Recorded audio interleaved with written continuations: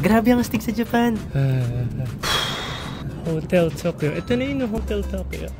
Ayun o, Shinjuku. Ito na. Ayun o.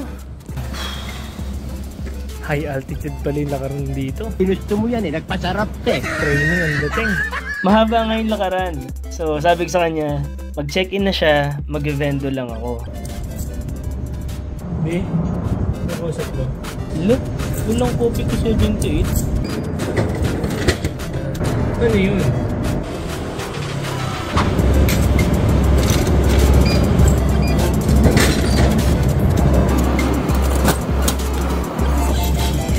Puro 100 yen lang. Around 40 plus pesos each.